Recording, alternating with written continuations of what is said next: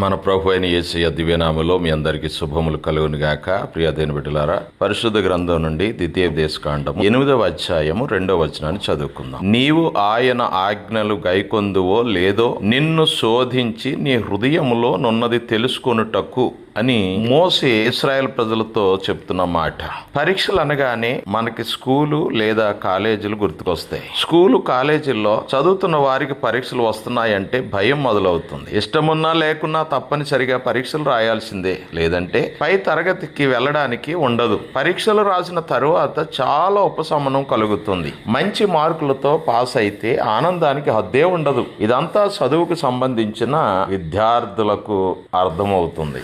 అయితే దేవుడు కూడా తన బిడ్డలను పరీక్షిస్తాడు. పరీక్షించడం ద్వారా మన విశ్వాస పరిమాణం ఎంతో మనకి తెలిసేలా చేస్తాడు. పరీక్షలు అనేవి మనలోని ఆత్మవిశ్వాసాన్ని వృద్ధి చేస్తాయి. మన సామర్థ్యాన్ని మనం తెలుసుకునేలా చేసేవే పరీక్షలు. అంతేకాక పరీక్షలు అనేవి మనకు ఆత్మీయ అనుభవాన్ని కలుగచేస్తాయి. సర్వము ఎరిగిన దేవుడు మనం ఎలాంటి వారమో తెలుసుకోవడానికి పరీక్షలు పెట్టాల్సిన అవసరం లేదు. యోబు సామర్థ్యం ఏంటో దేవునికి తెలియకనే పరీక్ష పెట్టాడా?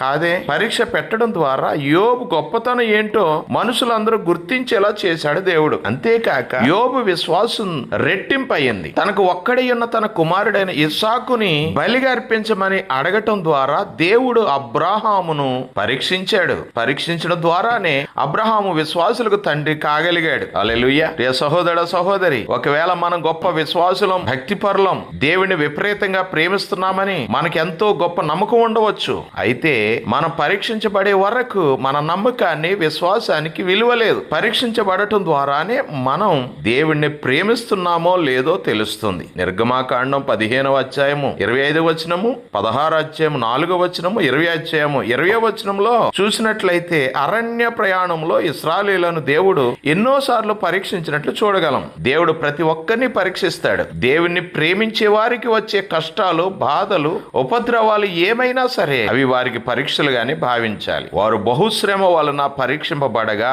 అత్యధికముగా సంతోషించిరి అని 2వ కొరింథీ 8వ అధ్యాయం 2వ వచనంలో రాయబడింది. మానసిక సిద్ధపాటు కలిగిన వారు దేవుడు పెట్టే పరీక్షలని గుర్తించడమే కాకుండా వాటిని తేలిగ్గా ఎదుర్కోగలరు. దేవుడు మనకు కఠినమైన పరీక్షలు పెట్టడు. మన సామర్థ్యాన్ని బట్టి పరీక్షలను ఎదుర్కొనే శక్తిని కూడా దేవుడే ఇస్తాడు. చాలా సందర్భాల్లో దేవుడు మనకు పెట్టే పరీక్షలని మనం గుర్తించలేక దేవుడు మనల్ని శిక్షించాడని భావించి దేవుడు మాకు అన్యాయం చేశాడని మాట్లాడే నయోములు చాలా మంది ఉంటారు. మనం దేవుడిని ఎంతగా ప్రేమిస్తామో అంతగా పరీక్షలను తట్టుకోగలం. మనం పరీక్షింపబడ్డామంటే దేవుని దృష్టిలో మనం ఉన్నామని అర్థం. హల్లెలూయా.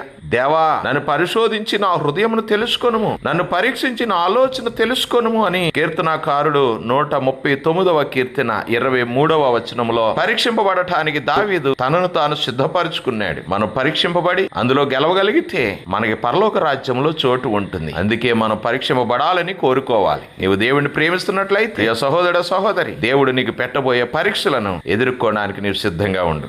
పరీక్షలను విశ్వాసంతో ఎదుర్కొనే శక్తిని దేవుడు నీకు దయచేయను గాక. ఆమెన్.